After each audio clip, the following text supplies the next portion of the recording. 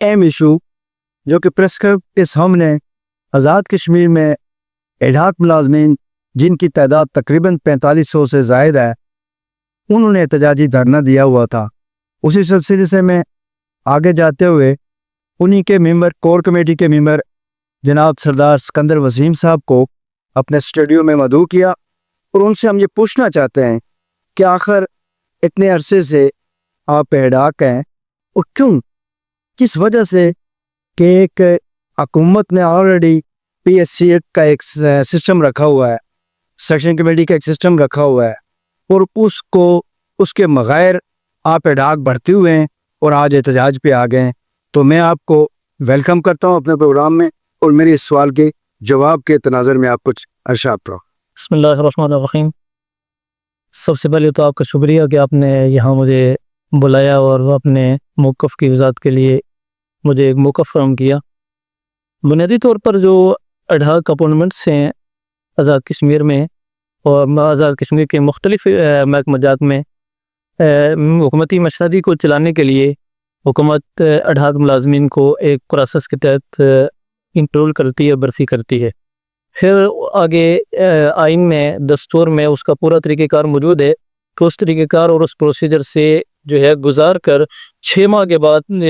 جو گزیٹڈ پوسٹیں ہیں ان کو پی ایس سی کے ذریعے سے، جو نان گزیٹڈ پوسٹیں ہیں ان کو سلیکشن کمیٹیز یا دوسرے کسی میتھڈ کے ذریعے سے ان ملازمین کو۔ یہ آپ کو پتہ ہے کہ یہ سلسلہ ہے؟ جی بالکل۔ پھر آپ کیوں ایڈھاک آج تک ہے؟ اب اس میں کیا پی ایس سی کا جو ادارہ ہے اس میں آپ ابھی نہیں ہو؟ اس میں ریاست کی بنیادی ذمہ داری یہ ہوتی ہے کہ وہ جہاں اپنے پڑھے لکھے شہریوں کو جو ہے حق روزگار فراہم کرتی ہے، وہاں ریاست کی یہ بھی ذمہ داری ہے کہ وہ ریاست دستور کے مطابق انہیں پروسیس سے گزارے۔ اب بدقسمتی سے ہمارے آزاد کشمیر میں جو پی ایس سی کا جو ادارہ ہے، پبلک سروس کمیشن، یہ 10 سال تک مسلسل غیر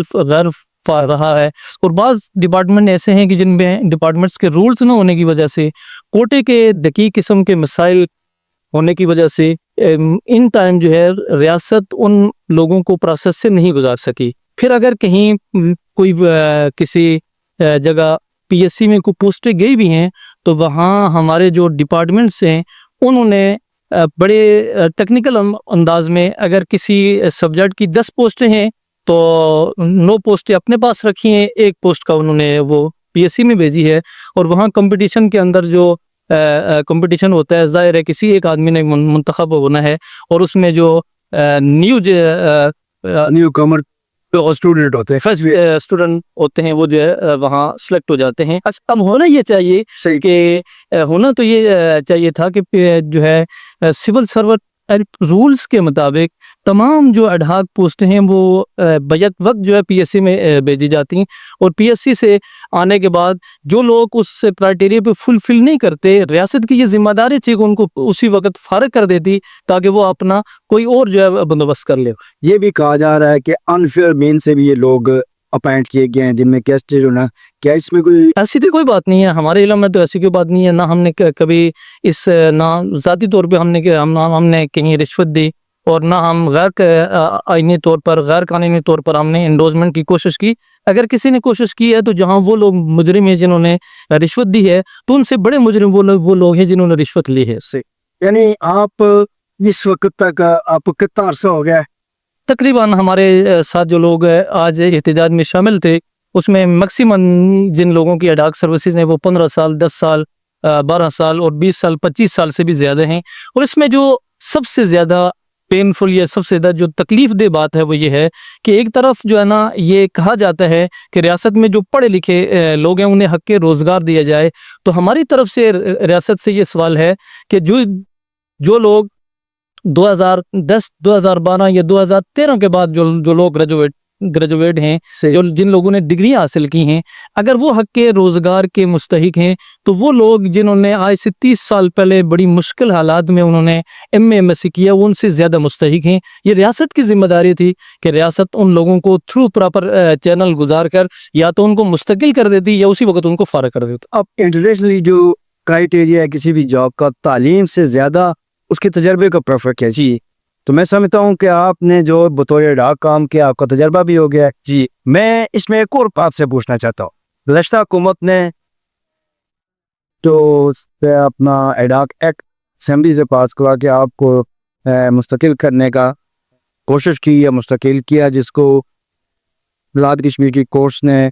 انسانی حقوق کے بنیادی حقوق کے مغائر قرار دیتے ہوئے اس کو ختم کر دیا. اس بارے میں آپ کیا کہیں گے؟ کیا عدالت نے درست فیصلہ نہیں کیا؟ شاید یا اس حکومت نے عوامی درست فیصلہ نہیں کیا؟